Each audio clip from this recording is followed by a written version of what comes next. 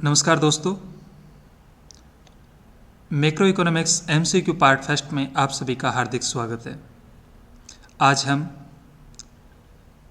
मुद्रा परिमाण सिद्धांत पर विभिन्न मल्टीपल चॉइस के जो क्वेश्चन हैं उनको हल करेंगे, जो विभिन्न प्रतियोगी परीक्षाओं में पूछे गए हैं, पाठ्यक्रम पर आधारित है। फर्स्ट क्वेश्चन है यहाँ पर, equation of exchange is associated with, options में दिया गया है पीगू, जेविसे, मार्शल, इरविंग फिशर। अर्थात equation of exchange, equation of exchange से तात्पर्य हिंदी में इसको कहा जाता है विनिमय का समीकरण। ये किससे संबंधित है? क्या पीगू से, जेबी से, मार्शल और इरविंग फिशर? तो विनिमय का जो समीकरण है इरविंग फिशर से संबंधित है। इरविंग फिशर एक अमेरिकन इकोनॉमिस्ट है और इनकी एक पुस्तक पब्लिश हुई थी 1911 में, the purchasing power of money. उसमें इन्होंने मुद्रा का परिमाण सिद्धांत वो दिया था और उनके द्वारा जो समीकरण दिया गया था उसको विनिमय का समीकरण कहा जाता है, क्योंकि इनके अनुसार मुद्रा वो विनिमय का कार्य करती है। तो ये विनिमय का समीकरण है वो प्रोफेसर इरविंग फिशर के द्वारा दिया गया था। तो राइट आंसर है इसमें D, Irving Fisher. Next question, the theory explaining the direct relationship between the price level and quantity of money is known as. अर्थात वो कौन सा सिद्धांत है जिसमें कीमत स्तर और मुद्रा की मात्रा के बीच में प्रत्यक्ष संबंध को बताता है, अर्थात सीधा संबंध बताता है। सीधा संबंध का तात्पर्य कि मुद्रा की मात्रा बढ़ने पर प्राइस लेवल है वो भी बढ़ जाता है और मुद्रा की मात्रा घटने पर प्राइस लेवल भी घट जाता है। दोनों में एक संबंध होता है, सीधा संबंध होता है, एक ही दिशा में संबंध होता है। तो ये मुद्रा परिमाण जो सिद्धांत है जो कि इरविंग फिशर के द्वारा दिया गया था उसमें ये बताया गया था। तो ऑप्शंस में दिया गया ए, क्वांटिटी थ्योरी ऑफ मनी, ये राइट है। क्वांटिटी थ्योरी ऑफ मनी के अंदर ही ये बताया गया था जो इरविंग फिशर का सिद्धांत है। सेज लॉ ऑफ मार्केट, अर्थात से का जो बाजार नियम है क्या वह है? वह भी नहीं है, गलत है। रियल थ्योरी ऑफ इंटरेस्ट, अर्थात ब्याज का वास्तविक सिद्धांत, या नॉन ऑफ दिस, इनमें से कोई नहीं। तो जो राइट आंसर है क्वांटिटी थ्योरी ऑफ मनी, जो कि मुद्रा का परिमाण सिद्धांत है, उसमें कीमत स्तर और मुद्रा की मात्रा में प्रत्यक्ष अर्थात सीधा संबंध बताया गया है। तो right answer A, quantity theory of money. Next question है यहाँ पर, equation of exchange is converted into the quantity theory of money by assuming the following variables as constant. अर्थात जो विनिमय का जो समीकरण दिया गया है, अर्थात जो क्वांटिटी थ्योरी ऑफ मनी है उसमें कुछ वेरिएबल्स से उनको कांस्टेंट माना गया है, वो कौन से हैं? A, V and T, B, M and V, और सी, एम एंड पी, और डी, वी एंड पी। तो यहाँ पर हमें ये देखना है कि जो समीकरण दिया गया था, विनिमय का जो समीकरण है प्रोफेसर इरविंग फिशर के द्वारा जो दिया गया था, वो समीकरण था यहाँ पर P T equal M V. ये मूल समीकरण था जिसको बाद में उन्होंने संशोधित करके एम डैश वी डैश किया था। तो यहाँ पर जो कांस्टेंट जो उन्होंने लिया है वो पी का तात्पर्य प्राइस स्तर, कीमत स्तर से होता है, प्राइस लेवल से होता है। टी है वॉल्यूम ऑफ ट्रांजैक्शन है, सौदों की मात्रा को बताता है। एम मुद्रा की मात्रा को बता रहा है, मनी, और वी वेलोसिटी ऑफ मनी, मुद्रा का चलन वेग को बताता है यहाँ पर। तो इस समीकरण में प्रोफेसर इरविंग फिशर ने वी को कांस्टेंट माना है और टी वॉल्यूम ऑफ ट्रांजैक्शन को भी उन्होंने कांस्टेंट माना है। तो P और M इन दोनों में क्या रिलेशन हुआ? सीधा संबंध है। M बढ़ता है तो P में भी वृद्धि होती है। तो यहाँ पर V and T right answer है, अर्थात velocity and volume of transaction है, उसको कांस्टेंट उन्होंने माना है। Next question, Fisher equation of quantity theory states that, अर्थात फिशर का जो इक्वेशन है क्वांटिटी थ्योरी, जो मुद्रा का परिमाण सिद्धांत है, उसका जो समीकरण है वो क्या बताता है? A, fee varies directly with income, B. P varies directly with M. P and M are constants and D. none of the above. तो यहाँ पर P varies directly with income, अर्थात कीमत स्तर है वो क्या आय के साथ प्रत्यक्ष रूप से संबंधित होता है। P varies directly with M, तो राइट इसमें है B, अर्थात जो कीमत स्तर है वो मुद्रा की पूर्ति के साथ, M का तात्पर्य मनी सप्लाई अर्थात मुद्रा की पूर्ति है, उसके साथ इसका प्रत्यक्ष संबंध होता है, अर्थात वेरिज होता है, जुड़ा हुआ होता है। इसमें M में बदलने के साथ ही P में परिवर्तन होता है। Next question, in the Cambridge equation of M equal to KPR the value of K is, अर्थात जो कैम्ब्रिज इक्वेशन है, कैम्ब्रिज का जो समीकरण है M equal KPR the value of K is, Cambridge से तात्पर्य है जिसमें मार्शल, पिगू, रॉबर्टसन और किन्स वो शामिल है, और इनके द्वारा जो एक समीकरण दिया गया है M इक्वल KPR, तो इसमें K किसको इंडिकेट कर रहा है। मूल रूप से ये समीकरण है M इक्वल KPR जो कि पिगू का समीकरण है, और रॉबर्टसन के अंदर इस समीकरण में कुछ संशोधन किए गए थे, R के स्थान पर T उसमें लिया गया था। यहाँ पर K किसको इंडिकेट कर रहा है। K का तात्पर्य होता है कि R का वह भाग जो व्यक्ति के द्वारा रखा जाता है, नकदी के रूप में रखा जाता है,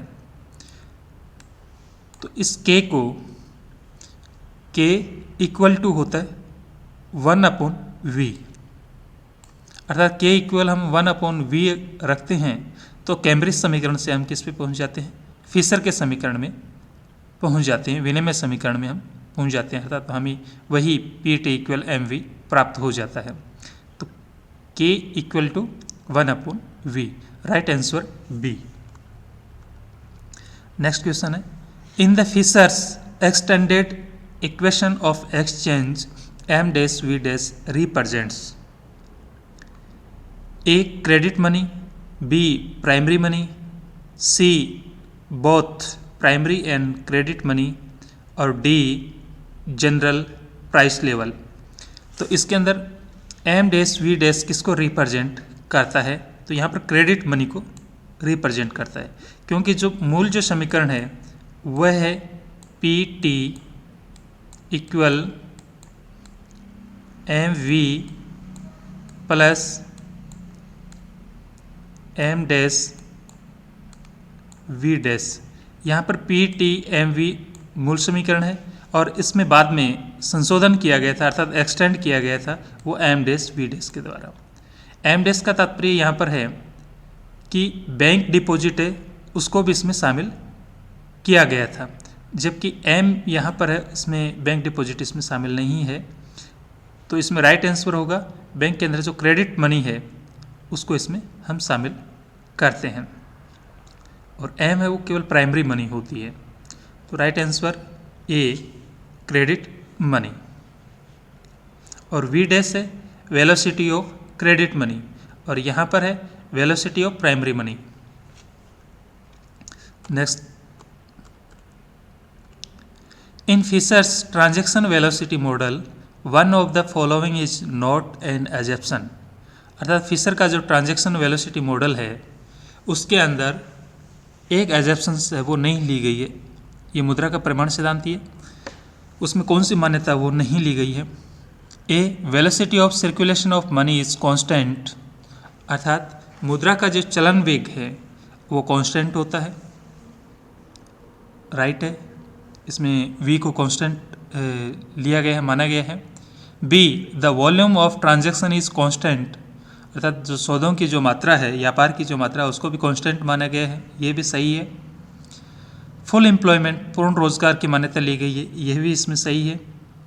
और D P is considered as an active factor, तो P इसके अंदर कीमत स्तर है वो एक्टिव फैक्टर नहीं है, नॉन एक्टिव फैक्टर होता है, अर्थात P में परिवर्तन नहीं होता है, बल्कि P है वो अन्य जो फैक्टर होता है उनसे प्रभावित होता है, उनसे इफेक्टेड होता है। तो जो राइट ऑप्शन है वो डी है, P is considered as an active factor, जबकि वो एक्टिव फैक्टर नहीं होता है, अदर फैक्टर से इफेक्टेड होता है। Next question, the cash plans equation M equal to K P O was given by, अर्थात जो नग्न शेष का जो समीकरण है जिसमें M equal K P O है, वाज गिवन बाई किसके द्वारा दिया गया था? किन्स के द्वारा, पिगू के द्वारा, या रॉबर्टसन के द्वारा, या मार्शल के द्वारा दिया गया था। एम इक्वल के पी ओ जो कि कैम्ब्रिज समीकरण के अंदर ही ये दिया गया था। तो इसके अंदर जो मूल मार्शल के द्वारा ये समीकरण है वो दिया गया था। यदि हम बात करें मार्शल, तो मार्शल ने ये समीकरण नहीं दिया था, बल्कि उनके अनुयायियों के द्वारा दिया गया था ये समीकरण, लेकिन ये समीकरण माना जाता है वो मार्शल का समीकरण ही माना जाता है। तो राइट आंसर है वो डी मार्शल है। इसके बाद में इसमें संशोधन करके पिगो ने समीकरण दिया था और इसमें संशोधित करके रॉबर्टसन के द्वारा समीकरण आगे दिए गए थे। तो right answer D martial.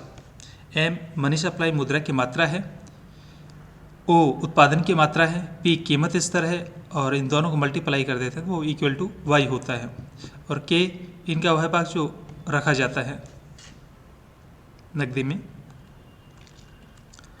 Next, in the equation M V plus M dash V dash equal to P T M denotes की समीकरण जो इरविंग फिशर के द्वारा दिया गया था, M V plus M dash V dash equal to P T. M V plus M dash V dash ये मुद्रा की पूर्ति है, मनी सप्लाई है, और पी टी मुद्रा की मांग को बताता है। एम डिनोट्स, एम किसको व्यक्त करता है इसके अंतर्गत, अर्थात इस समीकरण में एम किसको व्यक्त कर रहा है? Velocity of money, velocity of money है उसको वी है वो इंडिकेट करता है। मनी इन सर्कुलेशन, अर्थात जो मुद्रा है वो जो प्रचलन में है उसको हम प्राइमरी मनी जिसको कहा जाता है वो एम के द्वारा व्यक्त किया जाता है।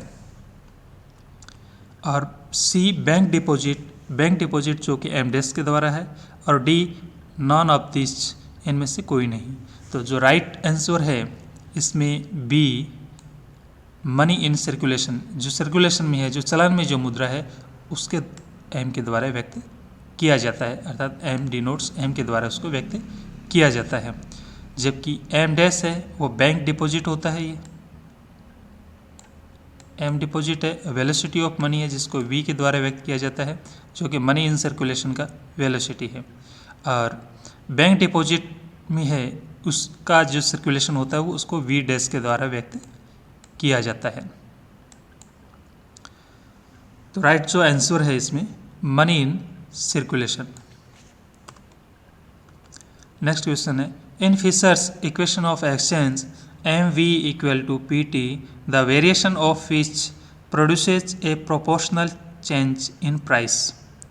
फिशर के समीकरण में है जो कि M V equal P T, the variation of which produces a proportional change in price. किसके साथ में जो परिवर्तन होता है वो प्रोपोर्शनल चेंज होता है, कीमत के साथ है, वो किसका आनुपातिक परिवर्तन होता है? क्या एम के साथ होता है, या वी के साथ, या पी के साथ, या टी के साथ? एम मनी सप्लाई है, वी वेलोसिटी है, पी प्राइस लेवल को इंडिकेट करता है, और टी वॉल्यूम ऑफ ट्रांजैक्शन होता है। तो यहाँ पर पी है वो एम के साथ प्रोपोर्शनल चेंजेस होता है, अर्थात इनके साथ में आनुपातिक परिवर्तन कीमत स्तर के साथ मुद्रा की पूर्ति में परिवर्तन के अनुपात में कीमत स्तर में परिवर्तन होता है। राइट आंसर ए। इसमें ये बी नहीं है, यहाँ पर इसको ए कर सकते हैं हम, ए अर्थात एम को इंडिकेट करता है। Next question, Pigou's version of Cambridge equation is. Pigou का जो समीकरण है वो कौन सा इसमें समीकरण है? A M equal K P divided by Y, B P equal to K R divided by M, C M V equal to P T, and D M V equal to M dash V dash. यहाँ पर सी में Fisher का समीकरण दिया गया है और D में फिशर के समीकरण का एक्सटेंडेड वर्जन है, और के पी वाई जो कि मार्शल का समीकरण है एक तरह से, और बी है जो कि पिगू का समीकरण है, पिगू के द्वारा दिया गया था। तो राइट आंसर है वो इसमें बी है, KR/M। Next question, the quantity theory of money was restated by, अर्थात जो मुद्रा का परिमाण सिद्धांत है उसको पुनर्स्थापित किया है, किसके द्वारा किया गया था? रिस्टेट, पुनर्स्थापित। Alfred Marshall, Milton Friedman, Irving Fisher और J.M. किन्स। तो ये जो रिस्टेटेड किया गया है वो मिल्टन फ्रीडमैन के द्वारा किया गया है, अर्थात मुद्रा के परिमाण सिद्धांत को पुनर्स्थापित किया गया है, उसको आगे डेवलप किया गया था, वो मिल्टन फ्रीडमैन के द्वारा किया गया था। तो राइट आंसर है इसमें B, Milton Friedman. Next question है, the essential condition to act as money is, अर्थात मुद्रा के लिए एक एसेंशियल कंडीशन है, वो क्या है? ए, इट इज होमोजीनियस, उसमें समरूपता होनी चाहिए। It is legal tender, legal tender होना चाहिए, वैधानिक होना चाहिए। It is backed by gold, अर्थात उसके पीछे वो गोल्ड होना चाहिए। और इट इज़ जनरली एक्सेप्टेबल, सामान्यतः वो स्वीकार योग्य होनी चाहिए, स्वीकार करें सब लोग उसको। तो इसमें एसेंशियल कंडीशन यही होती है डी, कि इट इज़ जनरली एक्सेप्टेबल होना चाहिए वो। D, it is generally acceptable is right answer. Next question है, Mister Keynes and the classics, Mister Keynes and the classics is the title of the famous paper by, अर्थात ये जो टाइटल है Mister Keynes and the classics के नाम से, ये आर्टिकल्स या लेख किसके द्वारा लिखा गया था? अर्थात किसका ये लेख है? ऑप्शंस में दिए गए हैं, ए हेंसन का, बी हिक्स, सी हेरोड और डी हेबरलर। तो ये जो mister Keynes and the classics है वो J.R. हिक्स के द्वारा आर्टिकल्स लिखा गया था, ये पेपर लिखा गया था J.R. हिक्स के द्वारा। ये 1937, अर्थात जो किन्स की जो पुस्तक है जो कि 1936 में पब्लिश हुई थी, और इसके आफ्टर 1 ईयर ये आर्टिकल्स पब्लिश हुआ था mister Keynes and the classics के नाम से, जो कि J.R. हिक्स के द्वारा लिखा गया था। तो right answer Hicks P. Next question है, the quantity theory of money is primarily a theory of demand for money is stated by, A Marshall, B Fisher, C Keynes और डी फ्रीडमैन। वैसे तो शुरुआती तौर पर किन्स के द्वारा कहा गया था, लेकिन अगर प्राइमरली हम बात करें, प्रमुख रूप से इसको जो किया था वो फ्रीडमैन के द्वारा कहा गया था, the quantity theory of money. Right answer is D Friedman. धन्यवाद दोस्तों।